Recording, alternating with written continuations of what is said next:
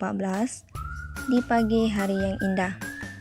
Encik Tan tengah membuat kerja dengan kusyuknya. Tiba-tiba, dia menerima email dari pihak pengurusan syarikat. Oh, tidak. Encik Tan terkejut kerana secara tiba-tiba beliau telah menerima surat amaran daripada pihak pengurusan yang ditandatangani oleh CEO Encik Sperikong, muka surat 6 CLB2, di mana pihak pengurusan telah mendakwa beliau didapati bersalah atas salah laku seperti berikut. Pertama, failure to perform duties as per instruction from superior. Kedua, disrespectful to superior. Ketiga, going on leave on several occasions without prior consent or approval from the management. Pada hari yang sama, iaitu 26 Jun 2014, pihak syarikat telah mengeluarkan satu lagi surat kepada beliau yang menyatakan pihak pengurusan mendapati prestasi beliau sebagai Senior Finance Manager adalah tidak memuaskan. Dan dengan itu, pihak syarikat telah memutuskan untuk resign beliau ke jabatan lain. Surat di muka surat 7 CLB2. Aku disingkirkan daripada jawatan Senior Finance Manager ni. Tapi, apa salahku sehingga pihak syarikat ni sanggup berbuat sedemikian? Aku tidak pernah lagi melanggar mana-mana peraturan syarikat atau terma-terma pekerjaan. Kenapa tiba-tiba surat begini dikeluarkan? Tidak ada pun sebarang tindakan surat tunjuk sebab yang dikeluarkan oleh pihak syarikat sebelum ini berkaitan dengan salah laku terhadapku. Dakwaan ini sangat tidak berasas sama sekali dan pihak syarikat telah melakukan pelanggaran hak asasi. Seterusnya, pihak menuntut telah menerima surat resignment kali ketiga melalui pihak syarikat yang bertarikh 1 Julai 2014 kepadanya, dan pihak pengurusan telah mengarahkan beliau untuk berpindah ke tempat kerja yang lain. Pihak syarikat juga telah mengarahkan pihak menuntut untuk mengosongkan bilik kerjanya dan memindahkan beliau ke tire shop yang juga merupakan penurunan pangkat beliau. Tindakan oleh pihak syarikat ini menyebabkan pihak menuntut mengalami tekanan. Apa semua ni? Kenapa tiba-tiba aku diminta untuk mengosongkan bilik dan meninggalkan jawatan ini, lalu berpindah ke jabatan yang lain? Kami hanya menjalankan tugas, Encik. Jika Encik enggan menerima hal ini, Encik bebas untuk meninggalkan syarikat. Saya telah menghubungi pihak syarikat untuk memaklumkan mengenai tarikh perbicaraan kes ini dan saya diberitahu oleh pihak syarikat bahawa pihak syarikat tidak akan menghantar wakilnya ataupun mengemukakan saksi-saksi ke mahkamah untuk tujuan perbicaraan kes ini. Oleh yang demikian, adalah tidak wajar untuk kes ini ditangguhkan lagi dan dengan itu, mahkamah memutuskan untuk mendengar kes ini secara ex parte selaras dengan Seksyen 29(D) Akta Perhubungan Perusahaan 1967 yang memperuntukkan mahkamah untuk mendengar dan menentukan kes ini walaupun tanpa ketidakhadiran mana-mana pihak dalam prosiding. Dan salam sejahtera, saya YA Datuk Rasida binti Haji Cik selaku hakim bagi pembicaraan mahkamah hari ini. Tujuan pembicaraan mahkamah ini dijalankan adalah untuk mendengar kes terhadap pihak yang tertuduh, iaitu Tan Chiu Yi yang telah dituduh atas 3 pertuduhan dan pihak syarikat telah melakukan pemecatan secara konstruktif terhadap pihak yang menuntut. Dipersilakan pihak yang menuntut mengemukakan Isu hujahnya. yang perlu diputuskan adalah sama ada perkhidmatan pihak menuntut telah ditamatkan secara konstruktif oleh pihak syarikat. Terima kasih Yang Arif. Tindakan pihak syarikat memindahkan Encik Tan ke tire shop didapati merupakan satu penurunan pangkat dan ianya telah dilakukan tanpa sebarang sebab atau alasan yang kukuh. Ia juga merupakan satu pelanggaran syarat dan terma kontrak perkhidmatan. Encik Tan di mana beliau tidak pernah bersetuju untuk dipindahkan ke tire shop. Pihak menuntut menegaskan tindakan pihak syarikat yang telah menurunkan pangkat beliau dan memindahkan beliau ke bahagian yang lain jelas menunjukkan satu percubaan oleh pihak syarikat untuk memaksa beliau meletakkan jawatan. Yang Arif, di sini dapat dilihat bahawa tindakan pihak syarikat untuk sengaja menurunkan pangkat dan memindahkan Encik Tan ke bahagian lain jelas menunjukkan percubaan pihak syarikat untuk memaksa beliau meletakkan jawatan.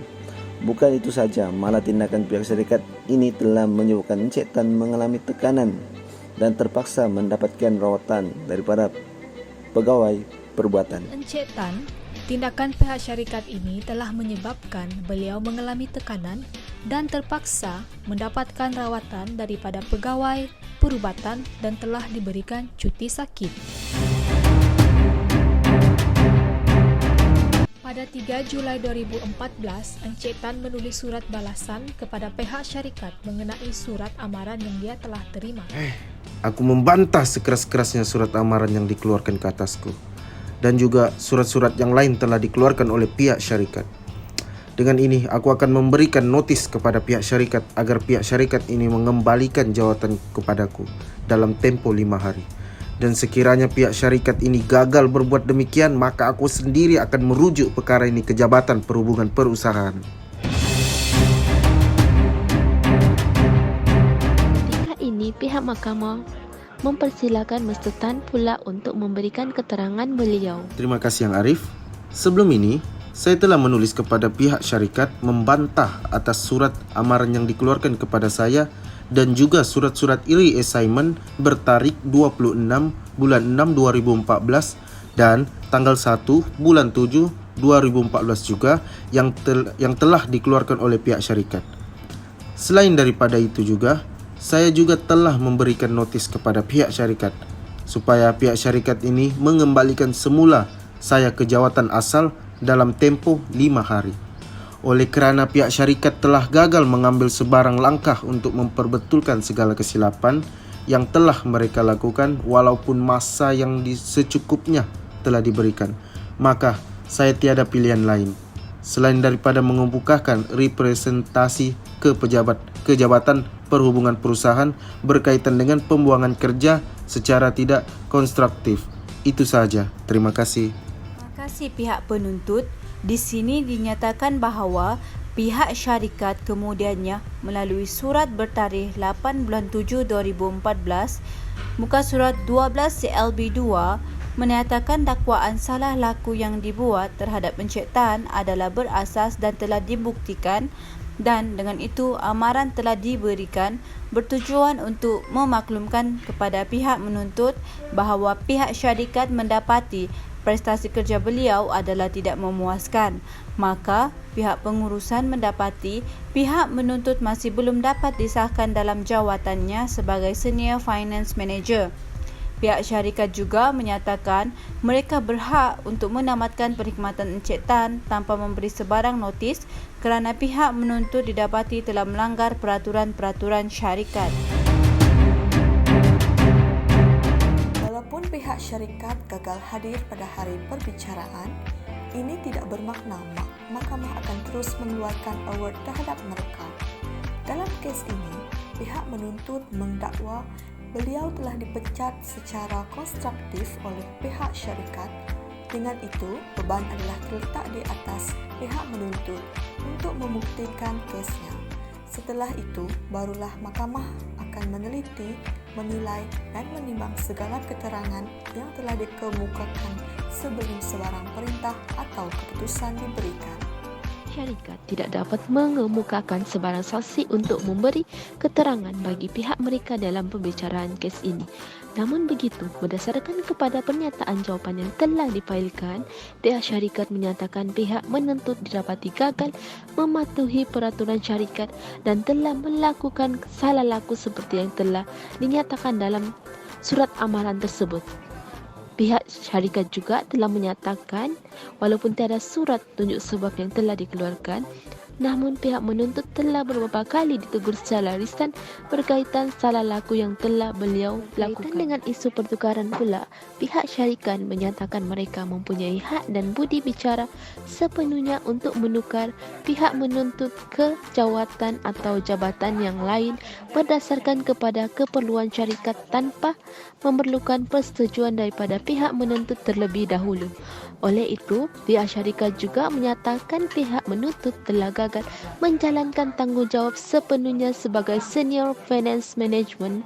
Oleh itu, pihak syarikat berpendapat beliau perlu ditukarkan ke bahagian yang lain memandangkan pihak syarikat memerlukan orang ataupun pekerja yang benar-benar layak untuk bertugas di jabatan kewangan. Seterusnya, pihak syarikat menafikan kewujudannya sebarang tindakan salah yang telah diambil terhadap pihak menuntut atau yang telah melaksanakan pemecahan terma-terma asas kontrak perkhidmatan pihak menuntut. Pihak syarikat menegaskan pertukaran jawatan pihak menuntut ke jabatan yang lain langsung tidak mempunyai sebarang unsur malafide. Telah menilai keseluruhan keterangan di hadapan mahkamah dan pada masa yang sama mengambil kira peruntukan Seksyen 30/5 di bawah Akta Perhubungan Perusahaan 1967 untuk bertindak mengikut ekuiti dan perasaan nurani serta merit case yang substansial tanpa mengambil kira kepada perkara-perkara teknikal dan yang berbentuk undang-undang, maka dengan ini mahkamah mendapati atas imbangan kebarangkalian pendapatan kerja pihak menuntut adalah tanpa sebab atau alasan yang adil. Mahkamah juga mendapati segala tindakan yang telah dilakukan oleh pihak syarikat terhadap pihak menuntut menunjukkan niat jahat mereka dan ianya dilakukan semata-mata bertujuan supaya pihak menuntut meninggalkan perkhidmatannya dengan syarikat. Mahkamah berpendapat award pampasan dalam bentuk kewangan adalah lebih sesuai dalam kes ini. Maka, remedi untuk kes ini adalah seperti berikut, iaitu bayaran gaji kebelakangan, iaitu hendaklah tidak melebihi 24 bulan dari tarikh pembuangan kerja tersebut dengan berdasarkan kepada gaji terakhir pihak menuntut dan telah dibuang kerja tanpa sebab. Seterusnya, pampasan terhadap ganti rugi pengembalian ke jawatan asal berlandaskan formula 1 bulan gaji bagi setiap tahun genap perkhidmatan pihak menuntut dengan pihak syarikat, di mana pihak menuntut telah berkhidmat dengan pihak syarikat selama 2 tahun. Akhir sekali, mahkamah memerintahkan agar pihak syarikat membayar kepada pihak menuntut melalui peguam cara pihak menuntut dalam tempoh 30 hari dari tarikh award ini diperturunkan. Sekian itu sahaja.